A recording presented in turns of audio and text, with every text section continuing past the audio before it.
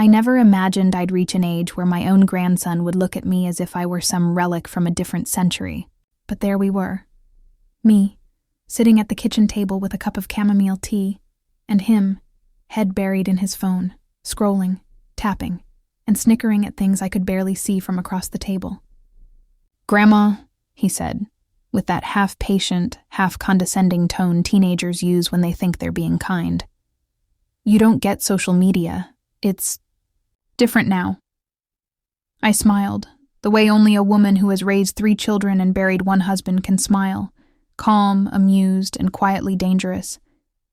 "Maybe," I said, "but people haven't changed. Just the tools they use to lie."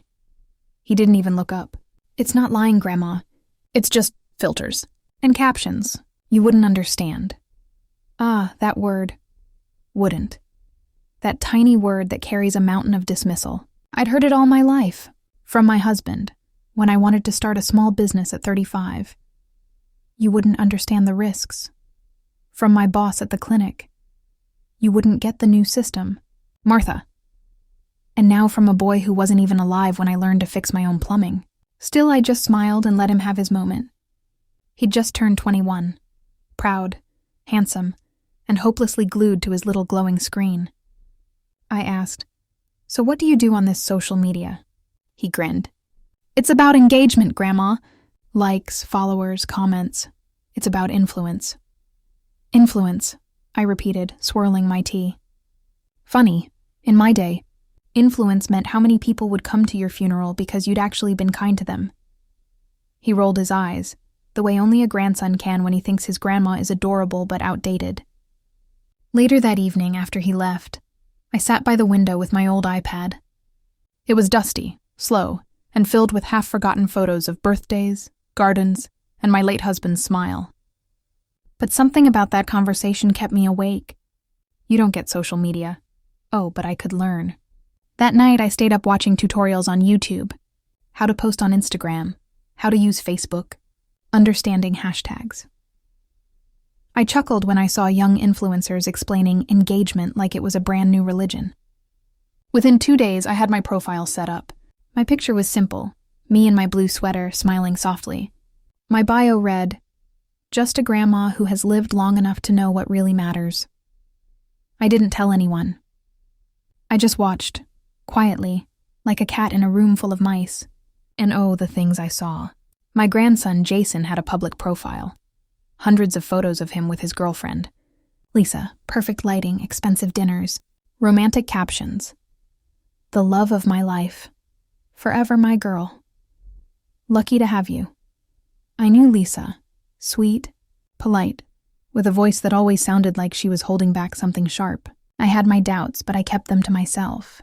Then one night, as I was scrolling through Jason's tagged photos, I found a story. Not from him, but from one of his friends. It was a video of a party. Music blaring, red cups, flashing lights. And there was Lisa, sitting on another man's lap, laughing as he whispered into her ear. My hand froze on the screen. I replayed it twice, just to be sure. Jason was nowhere in sight. I didn't want to jump to conclusions, but I'd been around long enough to recognize dishonesty, the way someone leans too close, the way they smile when they shouldn't. The next day, Jason came over again. I asked gently, "How's Lisa?" He beamed. "She's great, Grandma. Why?" "Oh, just wondering," I said. "She seems lively." He didn't catch my tone. He was too busy showing me another video of his followers. I nodded, pretending to be impressed. That night, I sat down at my computer and wrote a short post. Nothing direct, nothing cruel. Just a small reflection. Sometimes people post the sweetest pictures while hiding the ugliest truths. Be careful who you show off. They might be showing off someone else when you're not looking. I attached a photo, an old one of me and my late husband, taken at a small diner in 1974. His hand was over mine.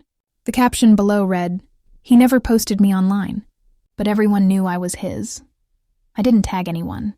I didn't name names, but I knew how the internet worked, how eyes wander, how gossip travels faster than fire in dry grass. Within hours, the post began to spread among my small circle. Some commented, "So true." Others said, "Love this wisdom." but one comment stood out. From a young woman named Clara, one of Lisa's friends. She wrote, "Wow, this hits different tonight," and then she deleted it. I sat back, my lips curling into the faintest, saddest smile. I hadn't planned to teach a lesson, but life has a way of doing that for you. Especially when people forget that grandmothers used to survive without filters, followers, or fake smiles.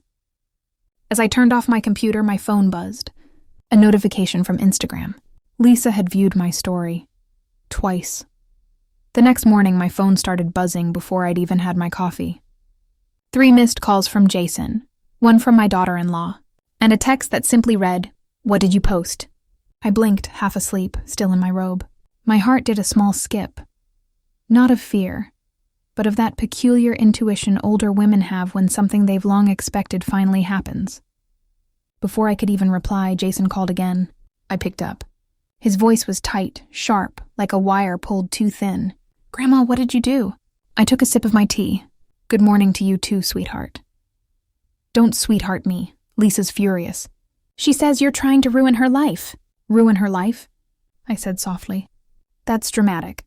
I just posted a memory about love and honesty. It wasn't even about anyone in particular." He sighed hard, then dropped his voice. "You know exactly what you were doing." "Oh, I did." But I wasn't about to give him that satisfaction. I said, "Jason, if a few lines on the internet made someone upset, maybe they saw a little too much of themselves in it." There was silence on the line. I could almost hear the gears turning in his young head. Then he muttered, "She said her friends are messaging her. They think it's about her." I didn't respond right away. I just let the truth sit there between us, quiet, heavy, and undeniable.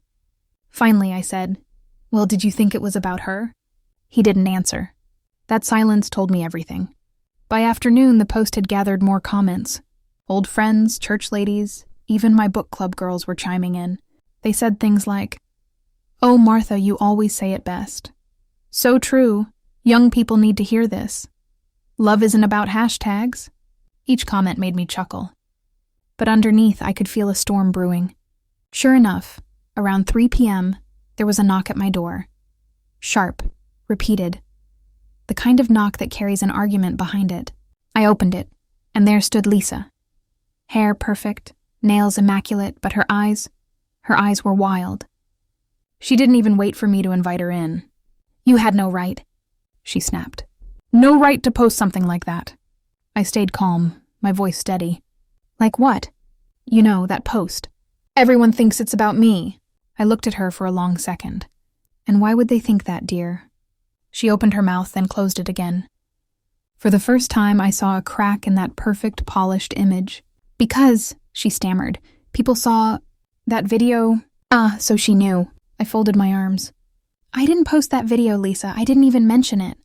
I simply shared a truth. If that truth fits your story, maybe you should be asking yourself why. Her jaw tightened. "You're trying to destroy my relationship with Jason." "No," I said. "You're doing that all by yourself." She glared at me, trembling. "You're manipulative," I smiled faintly. "No, dear. I'm observant." Before she could say another word, Jason's car pulled into the driveway. He got out, still in his work uniform, his face pale with worry. "Lisa," he said, running up the steps. "What's going on?" "She posted that thing on purpose," Lisa shouted. "She's trying to turn you against me." Jason looked from her to me, torn. "Grandma, did you?" I took a deep breath. "Jason, I've never posted anything untrue in my life. But maybe you should ask yourself why Lisa's so scared of a simple post about honesty." He frowned, confused. "What does that mean?" I turned back into the house, motioning him to follow. "Come in. Let me show you something." Lisa started to protest, but he raised a hand. "No, Lisa. Enough. I need to understand."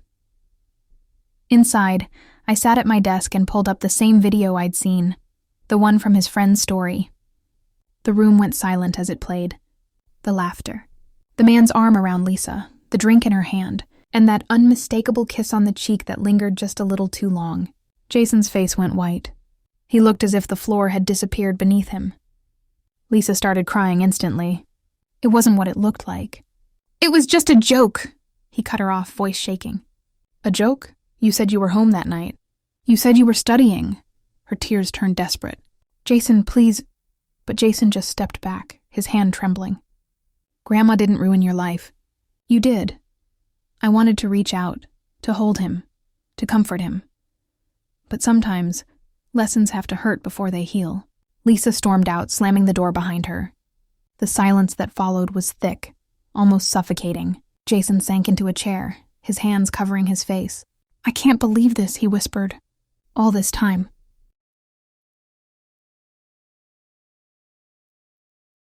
I sat beside him and gently placed my hand on his shoulder. "Believe it, and learn from it.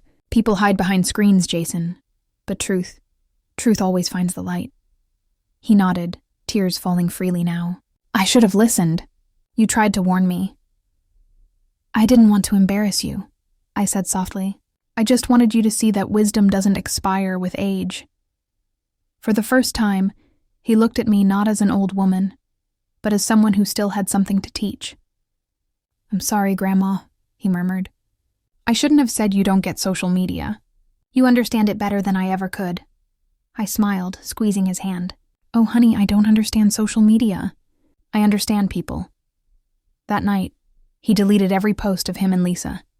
But before logging off, he did something that made my eyes well up.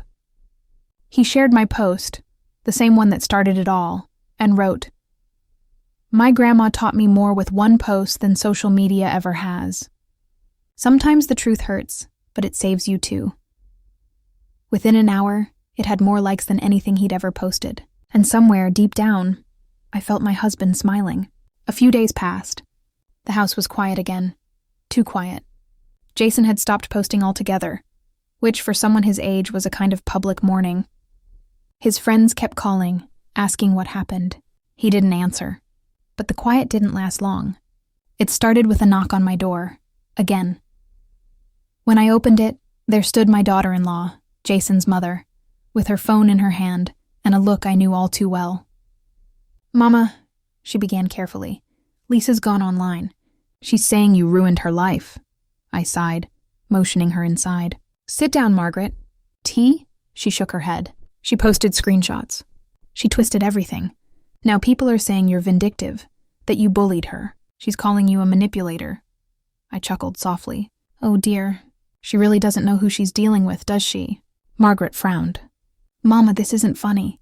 She's tagging Jason, his friends, even family members." "Let her," I said calmly. "Truth doesn't shake when someone yells louder." Still, later that night, curiosity got the better of me. I opened Facebook. There it was, a long, dramatic post from Lisa. I'm heartbroken. Some people just can't stand to see others happy. I was loyal, loving, and yet someone close to Jason spread lies about me to ruin our relationship. I hope someday karma teaches her kindness. Hundreds of comments. People offering sympathy, sending hearts. A few old classmates of hers calling me toxic in the replies. Oh, I smiled. Because I knew how stories on the internet work. People believe the first version they hear. But I wasn't going to fight with her in comment sections. I had lived too many years, seen too many truths unfold without shouting. Instead, I opened my own page and posted just one sentence. When someone tells their story too early, they leave out the part where the truth catches up. I turned off my phone, made myself chamomile tea, and went to bed. By morning, my post had exploded. Friends from church, neighbors, even old coworkers had commented. Some supportive, others curious. But the best part?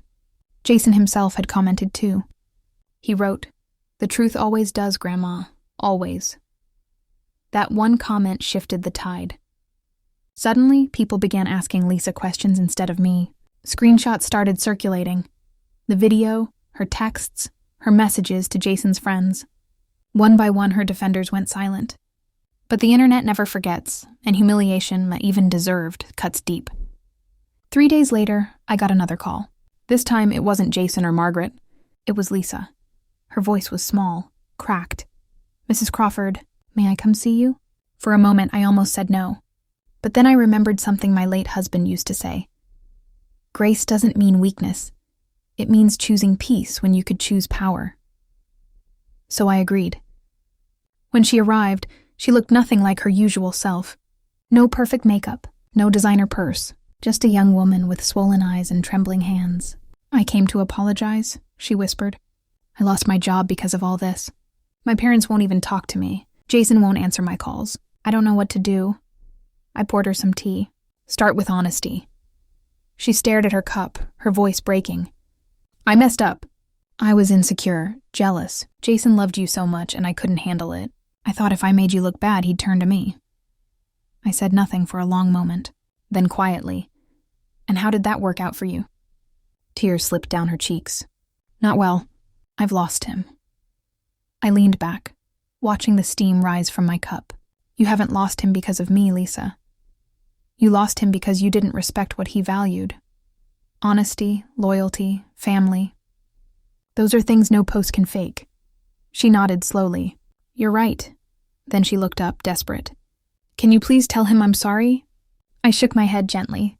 "No, dear. That's your burden to carry. But I'll tell you this. Sometimes the best apology isn't words. It's change." She left quietly after that.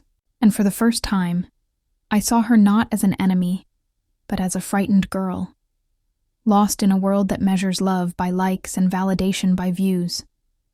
That evening, Jason dropped by unannounced. He looked better, clearer, calmer. "Grandma," he said, sitting beside me. "Lisa came by, didn't she?" I nodded. "She told me everything. I think she finally understands what she did." "And you?" I asked gently. He exhaled. "I don't hate her, but I can't go back. I need time to figure out who I am without all the noise." I smiled. "Good. That's what growing up is, Jason. Learning that peace is worth more than attention." He took my hand, his eyes soft. "You were right. About everything. I used to think social media made people closer, but it just made us louder." I squeezed his hand.